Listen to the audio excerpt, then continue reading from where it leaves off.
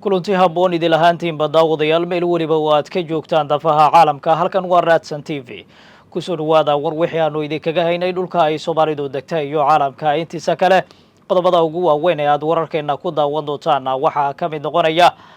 axmed maxamed islaam hogaamiyaha maamulka jubbaland oo jilbaha dhulka loo dhigay ka gadaal markii looga adkaaday guud ahaanba dhaqdhaqaaqyadii ka soconaya gobolka gedo iyo madaxweynaha waddankaasi kenya william ruuto oo ka dhawaajiyey arrin guud ahaanba halis ku ah qarannimada soomaaliya saddex ka mid ah maamul goboleedyada dalka oo uu shir uga furmayo magaalada nairobi ee caasimada waddankaasi kenya maxaa looga hadlayaa shirkaasi muxuu ku qotomaa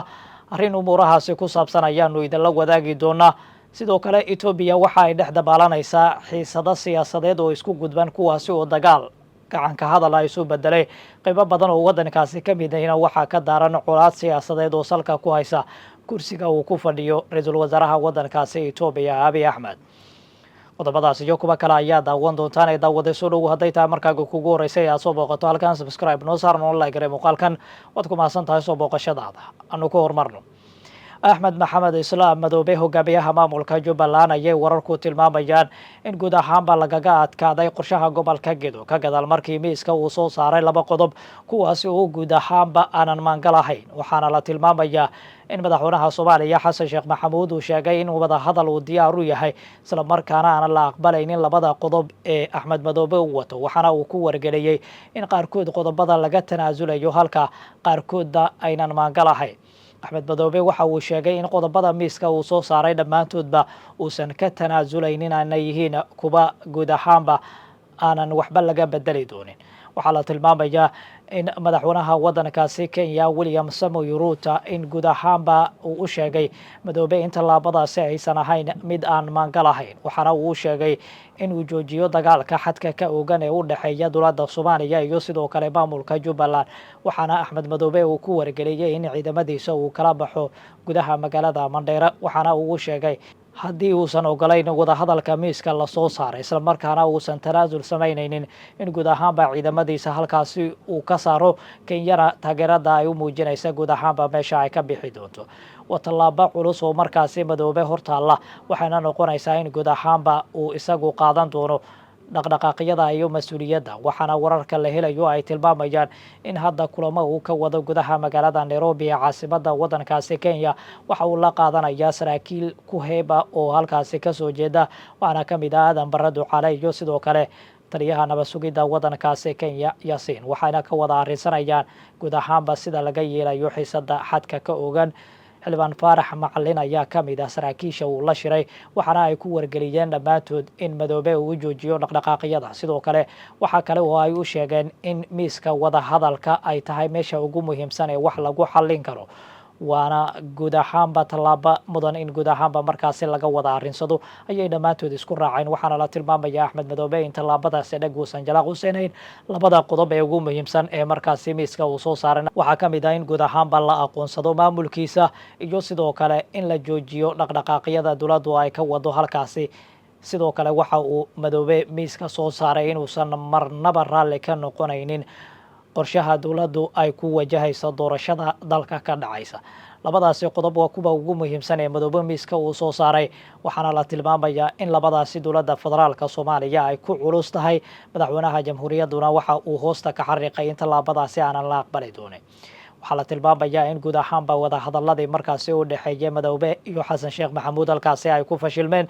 dowladda soomaaliyana waxaa la tilmaamayaa in garwadeennimada dowladda kenya ay ku qanacday balse markan la tilmaamayo in guud ahaanba tallaabadaasi aysan miro dhal noqon kenya waxaa la tilmaamayaa in axmed madoobe ay ku kacday islamarkaana ay u sheegtay in guud ahaanba wax taageero ah hadda kadib aysan ka herayn haddii uu aqbali waayo islamarkaana qaarkood uu qaadan waayo go-aanada qaar waxaana la tilmaamayaa in tallaabooyinkaasi ay u culus yihiin islamarkaana wejiyo kala duwan ay leeyihiin dowladda federaalka soomaaliya iyadoo qorshaheeda gobolka gedo weli way sii wadataa waxaana wararka laga helayo gobolka ay tilmaamayaan in ciidamo tirabeel ahi oo sita sanad iyo dabaabaad dagaal ay ka degeen gudaha magaalada beled xawe ee gobolkaasi gedo ciidamadan waxaa ka mid ah saraakiil sarsare oo ciidamada qalabka sida qaybahooda kala duwan ka tirsan kuwaasi uu hogaamin doona dagaalka halkaasi laga wajahayo waxaa la tilmaamayaa in madoobe lagu wargeliyo guud ahaanba in dhaqdhaqaaqyada uu joojiyo isla markaana dowladda Kenya ayaa sidaa ku tiri dowladda Soomaaliyana waxaa la tilmaamayaa in iyadu tallaabadeedu ay weli qaadayso. markan Axmed Madoobe waxaa la tilmaamayaa dhinaca Itoobiya inuu weecanayo Maxamuud Sayid Aadan oo ku sugan gudaha deegaanka Suufta ayaa la tilmaamayaa in hadda uu rawaaxayo dhanka magaalada Addis Ababa ee xarunta waddankaasi Itoobiya, halkaas uu kula kulmi doono saraakiil sare oo hogaaminaysa ciidamada militariga waddankaasi Itoobiya, waxaana uu kala shirayaa guud ahaanba sida lagu xalinayo xiisada ka aloosan gobolkaasi Gedo, waxaana la tilmaamayaa in Itoobiya ay uga baahanayso Axmed Madoobe iyo maamulkiisa in ay ku jibiso guud ahaanba ciidamada masaarida ee dhowaan halkaasi la geyni doono. waa tallaabo culus oo markaasi dhinacyadu ay wajahayaan, lama soo oga xiisada gobolka ka ogaanayo halka ay saldhigan doonto. markana 3 maamul goboleed oo ka mid ah kuwa dalka ka jira ayaa waxa ay ka arrinsanayaan guud ahaanba nooca doorasho ee dalka ka dhacaysa iyo sidii mucaarado xoogan loo wajihi lahaa.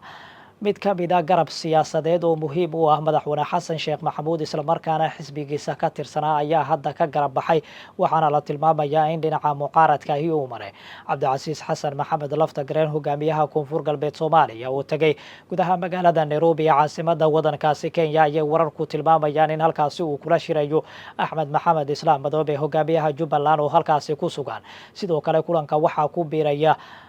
madaxweyne Saciid Cabdullaahi Dani oo isaguna halkaasi tagaya, waxaana la tilmaamayaa in xiisadu wajiyo kala duwan ay yeelatay. markana waxaa la tilmaamayaa in xubnaha mucaaradka ee sida weyn u diidan ee maamul goboleedyada ka mid ah madaxweyne xasan sheekh maxamuud inay soo badanayaan, waxaana kulamadan ay ka soconayaan gudaha magaalada Nairobi.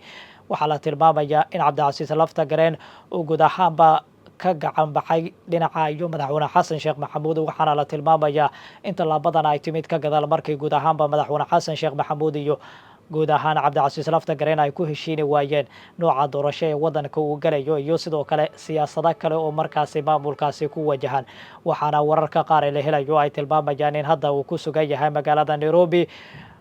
waxaana wararka la helayo ay tilmaamayaan in kulamo foolka fool ay halkaasi ku qaadanayaan Madoobe iyo sidoo kale Cabdicasiis Laftagareen. dhinacyadu waxa ay ka arrinsanayaan guud ahaanba sidii loo sii ambaqaadi lahaa qorshahan ay ku dhisanayaan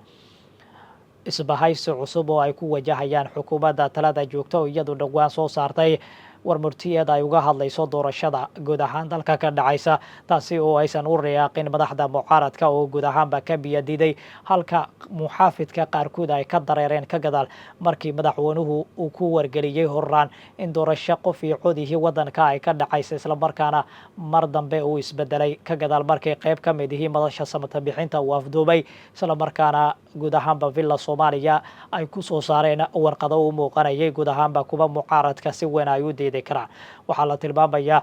in tallaabadaasi ay dhalisay in saraakiil sarsare oo madaxweynaha ku dhowaa qaarkood ay iscasilaan, qaarkoodna ay shaqada ka tagaan. waxaa la tilmaamayaa in ra-iisul wasaaraha iyo shakhsiyaad kale ay tallaabadan si weyn uga xumaadeen, maadaama iyagu ay dibad joog u ahaayeen qorshahaasi, isla markaana si weyn ay uga hadli jireen arrimaha doorashooyinka dalka. waxaana la tilmaamayaa hadda in xaaladdu ay wejiyo kala duwan yeelatay, mucaaradkuna waxaa la tilmaamayaa inay abaabul xoogan wadaan.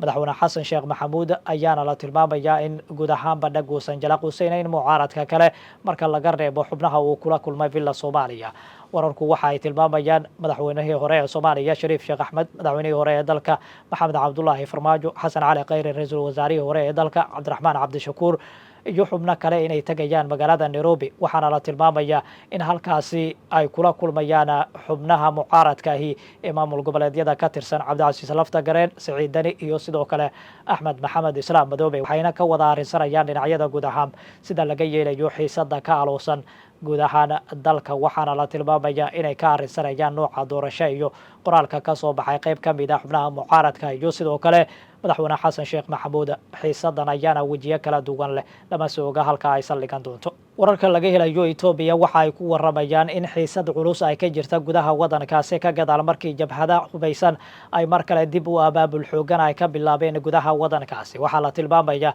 jabhadaha Faana iyo TPLF in dhaqdhaqaaqyo ciidan ay ka bilaabeen gudaha waddankaasi Itoobiya, kuwaasi oo siyaabooyin kala duwan u qalabaysan. wararku waxa ay tilmaamayaan inay si weyn uga soo dhoweeyeen magaalada caasimadda waddankaasi Itoobiya ee Addis Ababa, meel 100 kiiloomitir u jirtana ay hadda ku sugan yihiin. waa tallaabo culus oo markaasi ay wajihi karto xukuumadda ra-iisul wasaare abiy axmed waxaana la tilmaamayaa in xiisad culus ay ka jirto gudaha waddankaasi Ethiopia waxaa la tilmaamayaa dhaqdhaqaaqyadan inay maalgelinayaan wadamada Eritrea iyo sidoo kale Masar kuwaasi oo ka qayb qaadanaya howlgallada kooxahan ay ka wadaan gudaha waddankaasi Ethiopia si loo jibiyo kooxda talada joogta ee uu majaraha u hayo abiy axmed waxaana maalmihii ugu dambeeyay siyaabooyin kala duwan ay uga shaqaynayeen cabdulfataax al-siisi iyo sidoo kale Asiya Afwerki madaxweynayaasha Eritrea iyo sidoo kale Masar waxaana la tilmaamayaa in guud ahaanba hub iyo sanad ciidan ay u gacan geliyeen taasina waxa ay ka qayb qaadanaysaa howlgalka lagu mashquulinayo dowladda waddankaasi Ethiopia isla markaana xiisad looga dhex beerayo halkaasi ka gadaal markii dhowaan la sheegay in dowladda Soomaaliya ay soo gaarayaan